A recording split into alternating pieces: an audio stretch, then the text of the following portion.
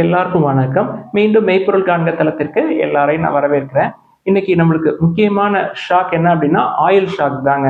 ஒரு 24% ஏறி இருக்குங்க க்ரூட் ஆயில் ஃபியூச்சர்ஸ்.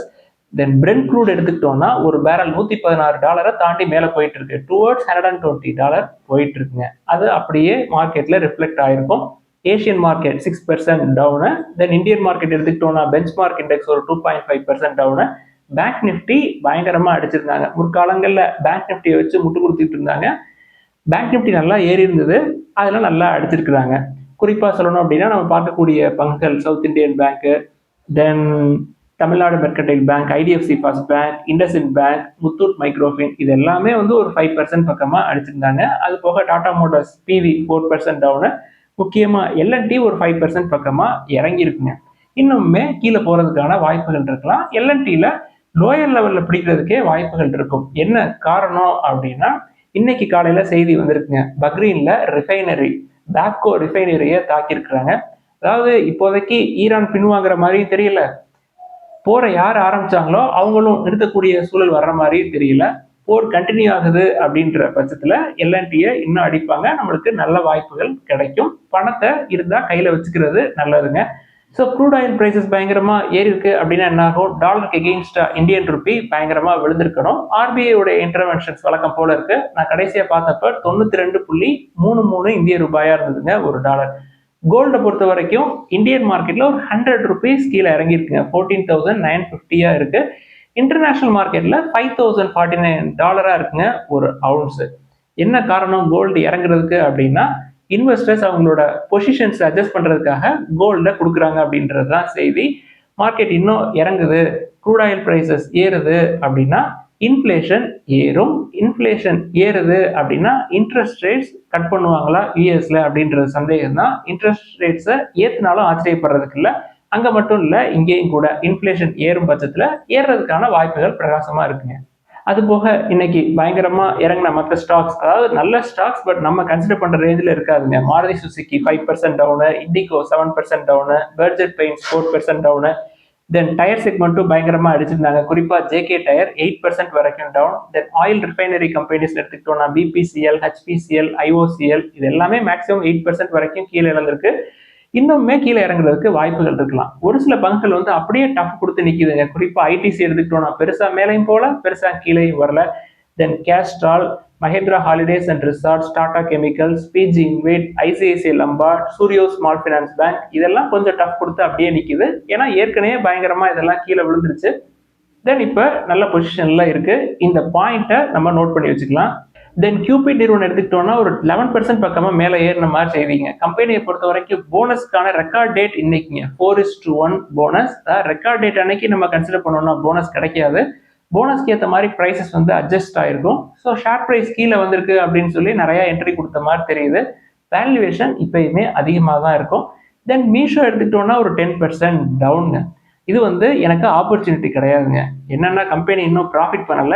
அந்த ஏரியாவில் ஏற்கனவே காம்படிஷன் அதிகம். முக்கியமாக கீழே போனதுக்கு என்ன காரணம் அப்படின்னா tax demand for financial year 24 ஒரு 1,500 crore டிமாண்ட் வந்திருக்கு. அதுக்கு எகெயின்ஸ்டா கம்பெனி அப்பீல் பண்ற மாதிரி கூட செய்திகள் சொல்லியிருந்தாங்க. பட் இது நமக்கு ஆப்பர்ச்சுனிட்டி கிடையாது அப்படின்றது என்னுடைய கருத்து. அடுத்து Krishna institute of medical science எடுத்துக்கிட்டோம்னா கம்பெனி பெங்களூர்ல 2 சூப்பர் ஸ்பெஷாலிட்டி ஹாஸ்பிட்டல் ஓபன் பண்ணியிருக்காங்க. மகாதேவ்பூரா எலக்ட்ரானிக் சிட்டி அப்படின்னு சொல்லி 2 இடத்துல 450 பெட்ஸ் பிளஸ் 350 பெட்ஸ் ஆட் ஆகுங்க இந்த 2 இடத்துல. இது கெய்ம்ஸ்ல வந்த அப்டேட். அடுத்து திலீப் பில்கான் எடுத்துக்கிட்டோம்னா கம்பெனியோட மேலிடம் என்ன சொல்றாங்க, எங்களுடைய டார்கெட் அப்படின்றது டெட் ஃப்ரீ ஸ்டேட்டஸ் தான் ஃபினான்ஷியல் 28ல அப்படின்னு சொல்றாங்க. என்ன காரணம் அப்படின்னா எங்களுக்கு நல்ல எக்ஸிகியூஷன் ஆர்டர்ஸ் இருக்கு, தென் மைனிங் கான்ட்ரிபியூஷன் இருக்கு, தென் எக்ஸிகியூஷன் லெட் கேஷ் ஃப்ளோ இருக்கு, தென் இன்விட் மானிட்டைசேஷன் நடக்கும். இதுல நாங்க டெட் ஃப்ரீ அப்படின்ற ஸ்டேட்டஸை நோக்கி போவோம் அப்படின்னு சொல்றாங்க. டெட் அப்படின்னு எடுத்துக்கிட்டோம்னா ஒரு 2,150 crores டெட் இருக்கிற மாதிரி தெரியுதுங்க. அடுத்து டெலிகாம் இன்ஃப்ராஸ்ட்ரக்சர் ப்ரொவைடர் ரயில்டெல் எடுத்துக்கிட்டோம்னா கம்பெனிக்கு நார்த் ஈஸ்டர்ன் சென்ட்ரல் ரயில்வேஸ்ல இருந்து ஒரு ஆர்டர் எடுத்திருக்காங்க. எல்ஓஏ ரிசீவ் பண்ணிருக்காங்க. ஆர்டரோட ஒர்த் வந்து ஒரு 27 crores.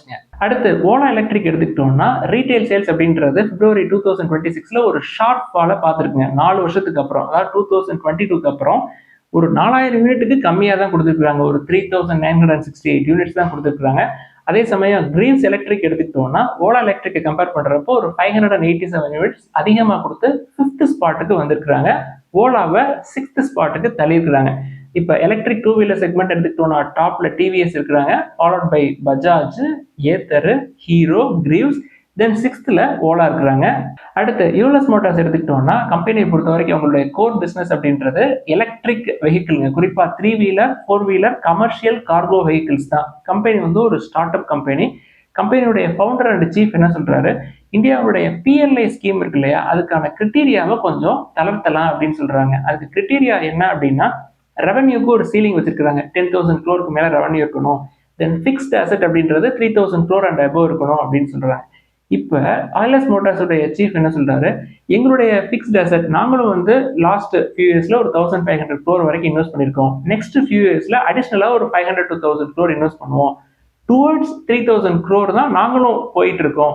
அதுல கொஞ்சம் தளர்வுகள் பண்ணா நாங்களும் வந்து அந்த ஸ்கீம்னால பெனிஃபிட் ஆகலாம். எங்களை மாதிரி ஸ்டார்ட் அப் நிறுவனங்களுக்கு கொஞ்சம் தளர்வுகள் பண்ணலாமே அப்படின்னு சொல்லி எழுதியிருக்கிறாருங்க. செய்தி என்ன அப்படின்னா, ஆயிலஸ் மோட்டார்ஸ் தொடர்ந்து க்ரோ ஆகிட்டு இருக்கு.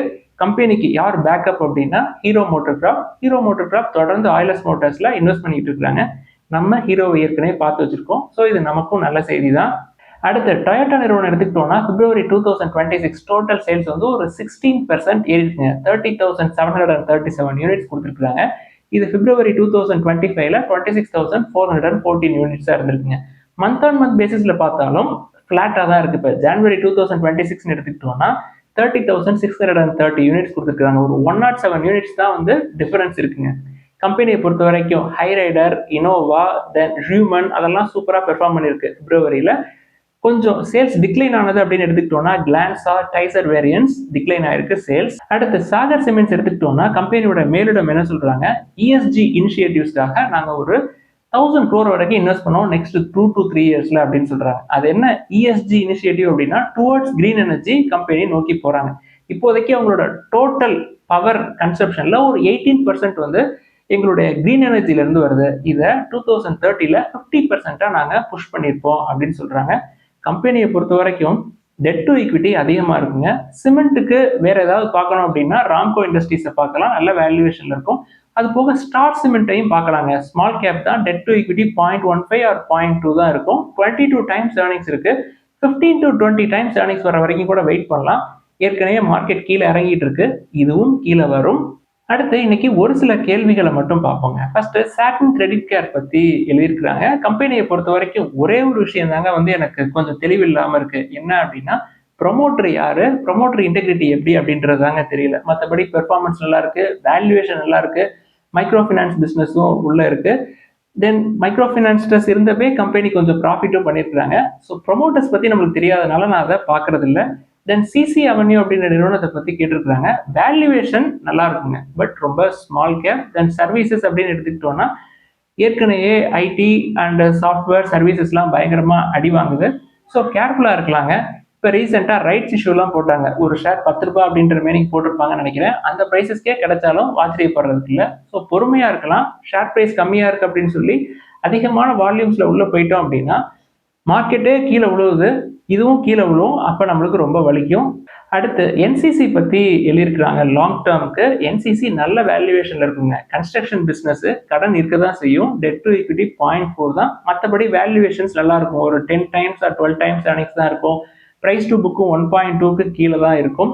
அடுத்து பிஜி எலக்ட்ரோ பிளாஸ்ட் பற்றி கேட்டிருக்கிறாங்க. இஎம்எஸ் செக்டர் கம்பெனியை பொறுத்த வரைக்கும் நம்ம முற்காலங்களில் டிஸ்கஸ் பண்ணியிருக்கோங்க. என்ன எனக்கு ஒரே ஒரு விஷயம் நெருடல் அப்படின்னா, ப்ரமோட்டர்ஸ் அவங்களோட ஸ்டேக்கை ஒரு 6% வரைக்கும் குறைச்சிருக்கிறாங்க லாஸ்ட் 1 yearல. இன் அடிஷன் டு தட் வேல்யூவேஷன்ஸும் ஜாஸ்தியாக இருக்குங்க. ஒரு 60 times ஏர்னிங்ஸ் பக்கமாக இருக்கு. மற்றபடி கம்பெனியுடைய காம்பவுண்டட் ஆனுவல் க்ரோத் ரேட் எடுத்துக்கிட்டோம்னா ஃபினான்ஷியல் இயர் 16 to 25ல ஒரு 35% to 39%ல கம்பெனி வந்து க்ரோ ஆகிட்டு இருக்காங்க. அவங்களுடைய ஃபோக்கஸ் வந்து ஆர்ஏசி செக்மெண்ட்ல ஸ்ட்ராங்கான ஃபோக்கஸ் இருக்குங்க. இப்போ ஆர்ஏசின்னு எடுத்துக்கிட்டோம்னா அவங்களுக்கு மார்க்கெட் ஷேர் அப்படின்றதே ஒரு 10 to 11% இருக்கு. ஆனால் ஃபினான்ஷியல் 26 பொறுத்த வரைக்கும் டிமாண்ட் வந்து கொஞ்சம் மியூட்டடாக தாங்க இருந்தது. ஸோ அவங்களுடைய ப்ராஃபிட்டபிலிட்டி கொஞ்சம் குறைஞ்சிருக்கலாம் ஒரு சில குவார்ட்டர்ஸ்ல. அதனாலேயும் கூட ஷேர் ப்ரைஸை அடிச்சிருக்கலாம். எது எப்படியோங்க, வேல்யூவேஷன் ஜாஸ்தி பிளஸ் ப்ரமோட்டர்ஸும் ஸ்டேக்கை விற்கிறாங்க. அதனால நான் இதை பெரும்பாலும் பார்க்கறது இல்லை. இன்னைக்கு பிசினஸ் லைன்ல இதை பத்தி ஒரு ஆர்டிகிள் வந்திருக்குங்க, படிச்சு பாருங்க. கம்பெனியை பொறுத்த வரைக்கும் லாஸ்ட் 1 yearல 35% கீழே விழுந்திருக்கு. ஆனாலும் காஸ்ட்லி தான். இதெல்லாம் தான் இந்த பதிவுல முக்கியமா டிஸ்கஸ் பண்ணணும்னு நினைச்சோம். மார்க்கெட் தொடர்ந்து கீழே போறதுக்கான வாய்ப்புகளை தாங்க தேடிக்கிட்டு இருக்கோம். ஆயில் பிரைசஸ் மேலே ஏறுற வரைக்கும். ஏன்னா இன்ஃப்ளேஷன் ஏறும். இன்ஃப்ளேஷன் ஏறுச்சு அப்படின்னா கம்பெனியுடைய காஸ்ட், இன்புட் காஸ்ட் எல்லாமே கூடும். மார்ஜின்ஸ் வந்து அஃபெக்ட் ஆகும். பெர்ஃபார்மன்ஸ் காட்ட மாட்டாங்க, பெர்ஃபார்மன்ஸ் குறையும் அப்படின்னு சொல்லி பயங்கரமா அடிப்பாங்க. வாய்ப்புகள் நிறைய கிடைக்கும். பொறுமையா எப்பப்பெல்லாம் லோயர் லெவல்ல கிடைக்குதோ அப்பப்பெல்லாம் பார்க்கலாம். எல்லாருக்கும் நன்றி.